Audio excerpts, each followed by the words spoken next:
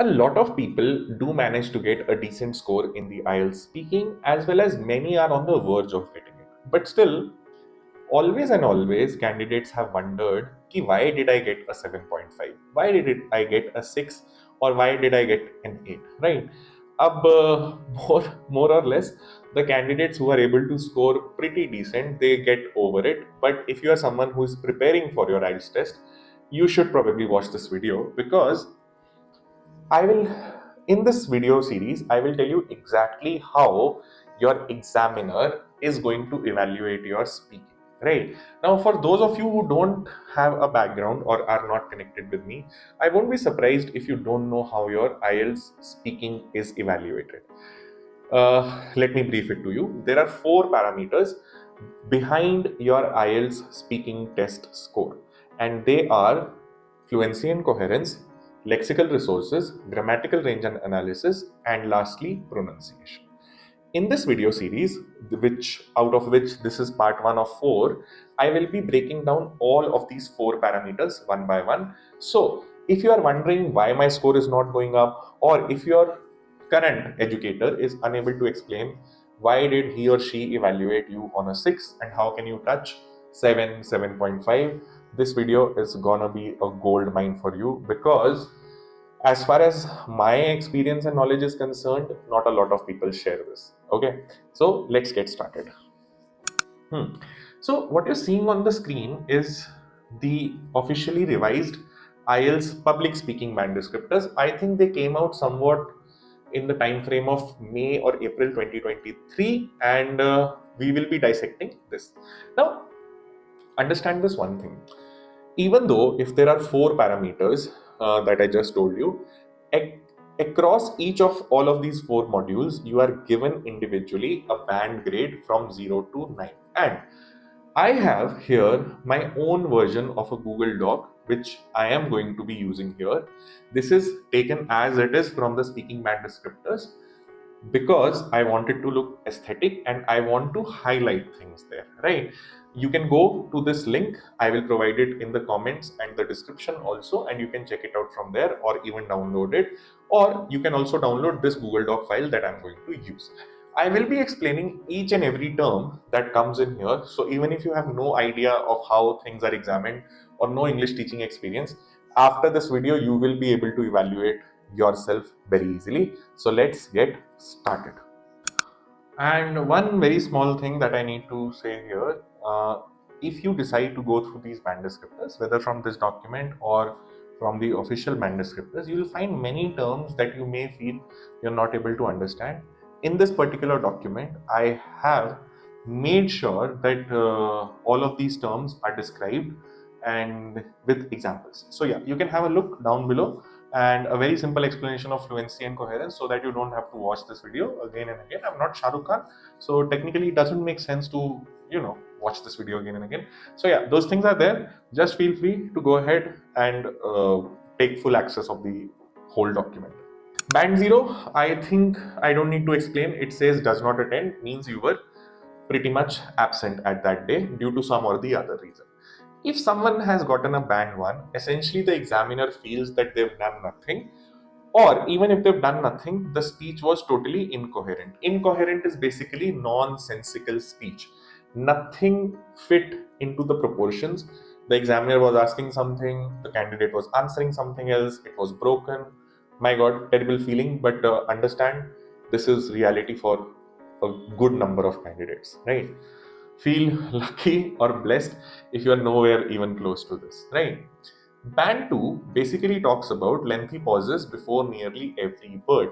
A lot of times I tell candidates, use simple vocabulary but don't get stuck. This is what happens. You are standing at a band 2 if you are taking lengthy pauses before almost every word, right?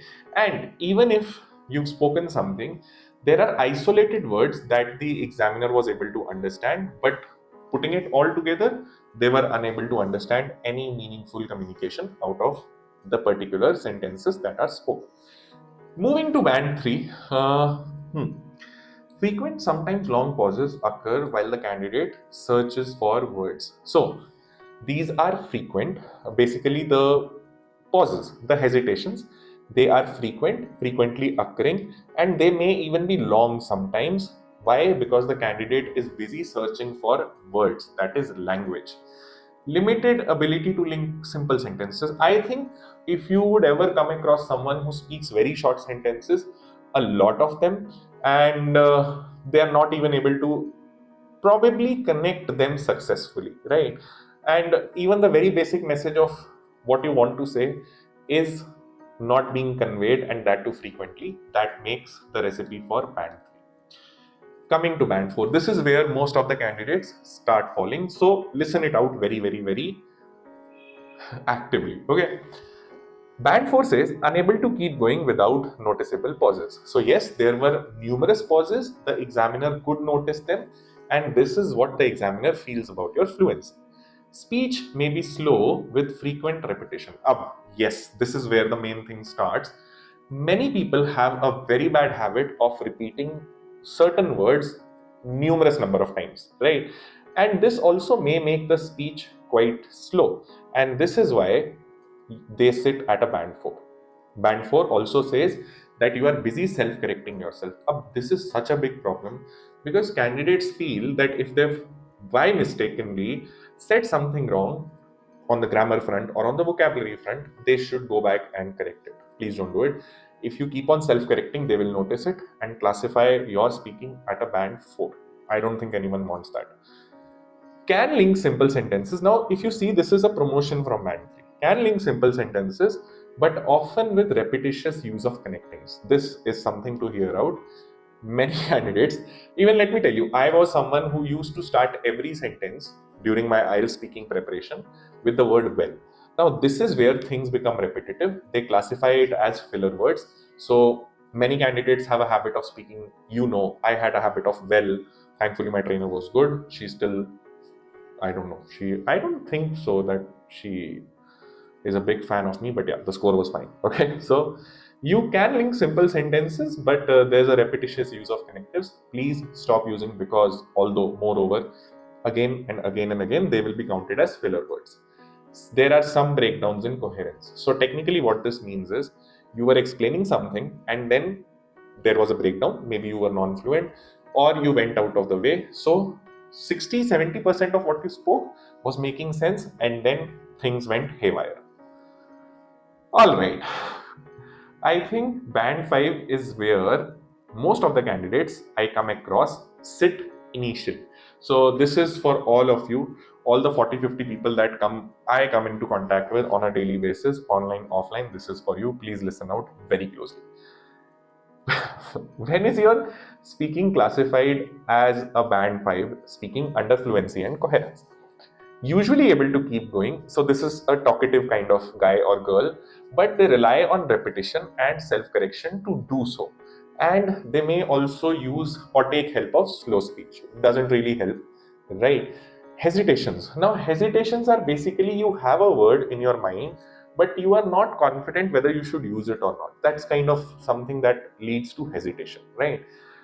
Many times hesitations also happen because candidates are a little fearful of the examiner or the whole exam environment. You're paying money, you don't need to be really concerned about anything. Hesitations are often associated with mid-sentence searches for fairly basic lexis and grammar. If you are hesitating, this is usually in the middle of the sentence. Listen this out very carefully, not in the starting, but yeah, mid-sentence search. And what you are searching, fairly basic lexis. Lexis means vocabulary, lexis and grammar. Overuse of certain discourse markers, connectives and other cohesive features. Okay, certain discourse markers, connectives and other cohesive features are basically, in simple language, we are talking about connecting words. Words such as although, because, moreover. On top of that, to add to it, even pronouns and connecting words, simple connecting words such as and, but, these are all falling under the category of these three things. That is certain discourse markers, connectives and other cohesive features. You are using them, but you are overusing them also. So this also comes from what we read in band 4, but I think it's a little less repetition, right?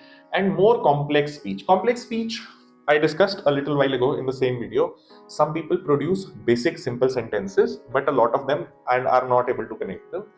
Here we are talking about complex speech that includes a lot of connectives, conjunctions, a lot many things, long sentences, and whenever someone is trying to produce complex speech, there is lack of fluency.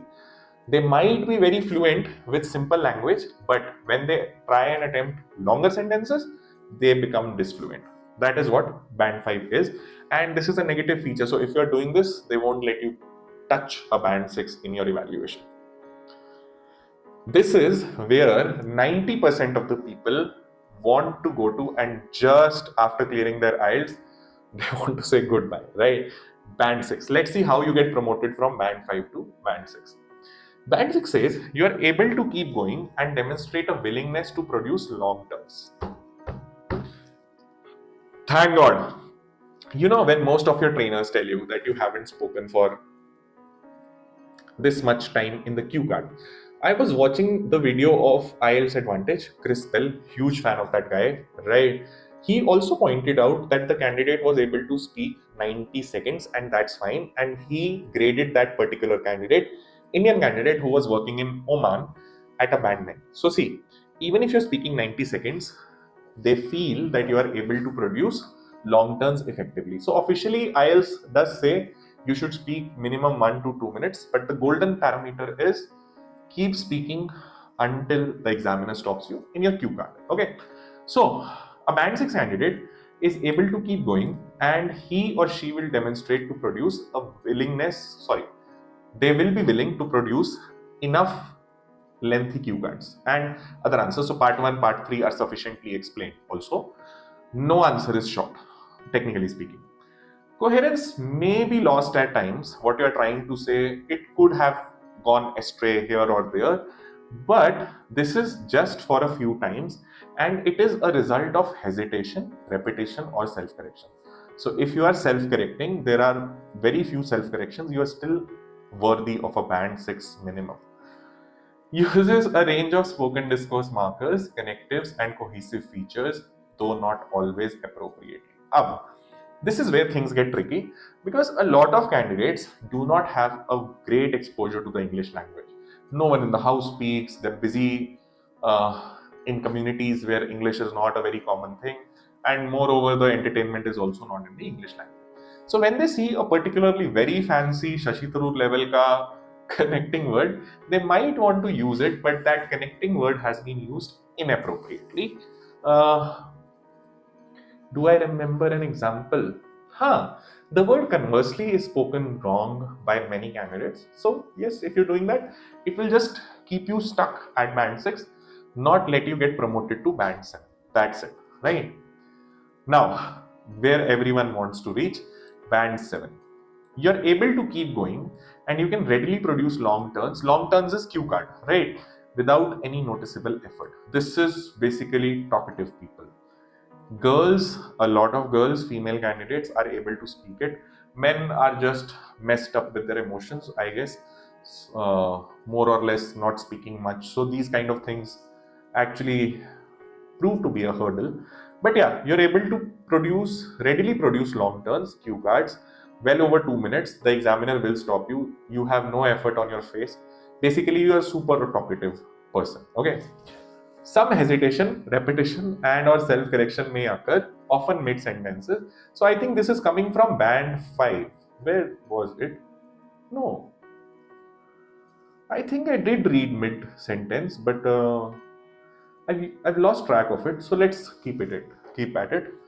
Some hesitation, repetition and or self-correction may occur mid-sentences and indicates problems with accessing appropriate language. However, these will not affect coherence. A lot of times candidates get stuck and they are constantly thinking, what was that word that I wanted to speak? Sometimes it's a very simple word also. I remember a few days ago, I got stuck at a word. It was in my mind. I was not able to produce it. And the word was distractions, right? So if such a thing happens, right, you are probably going to be ranked at band 7 because you know where you were, you didn't let the talk go astray, and yeah, your coherence is intact. So in that case, you'll still get a band 7. And flexible use of spoken discourse markers, connectives, and cohesive features. Ab ye na dekho, this is something that comes with a certain level of exposure when you've been speaking English for a very long time, hearing it in an English speaking environment. So here, yeah, you pick up from your environment, but basically you don't have any problem in using any kind of connecting words, and whenever you use them appropriately. That's a band 7, a stellar score. Band 8. Up technically, let me tell you one thing. If you are someone who will get a band 8, you'll be ranked like a native like proficiency, because your score should be average IELTS score should be either C1 or C2. I have a C2, which is the maximum that you can get. So yeah, let's see what is so different between people with a band 8 or a band 7. You're fluent with very occasional repetition or self-correction. So you don't do basically you are able to organize things in your mind very neatly, very tidy. I don't think boys are able to do that very nicely. Hesitation may occasionally be used to find words or grammars, but mostly will be content related. I still remember even yesterday there was a candidate who got stuck with her fluency, all because of one thing, because she was damn so concerned about the amount of money she paid at Grand Hyatt, Goa, when she had a vacation with her father and mother last year. So she took a very significant long pause, but that was just related to searching for the exact amount. She shouldn't have done this, but yeah, still she would get a band-aid, because overall she was extremely smooth in her speaking. Oh my god, let me tell you, this is the main reason why most of us are not able to get a band 8 or band 9. Topic development. People don't want to speak at length, and due to this, until unless your topic development means you spoke something. Let's say you said, I would prefer going to Goa over Maldives. Now you just say this. You never explained why, or you did not provide sufficient example. In that case, your topic development is was not coherent. It did not make sense. You did not appropriately extend the answer that you gave, or maybe the thing that you said. This happens a lot of times in cue cards. Candidates start off very nicely, but then they'll pick one thing and then they'll get stuck at it. The main question remains unanswered. So until unless your topic development isn't stellar, you cannot get a band 8. It will stop you always. This is more or less a coherence feature, not fluency feature. And lastly, where everyone wants to reach, band 9. You're fluent, and yes, band 9's first parameter is exactly the same. It's just a copy paste. Fluent with very occasional repetition or self-correction. So this was a small presentation from my side. I hope you liked it. If you want any other thing to be covered by me, if you like the way I explain, I don't think you will find such a comprehensive video on any channel. I don't think even a lot of people are going to watch it. But let's see, we've got 65 subscribers, so what happens? You want me to cover anything? Please let me know. I'll make a video on it, right? I'll be more than happy. Drop down whatever problems you have in your comments. I'll immediately reply. Trust me. And yeah, I leave the link to the official band descriptors and from the British Council website, and this Google Doc also, so you can access it. Next video will be on these 3 parameters only, so I'll keep rolling out so that you can have proper access to this very important thing. And now you should be able to understand why your band score is not increasing. Till then, do subscribe and like. I'll take your leave, and we'll meet in the next video. Bye bye.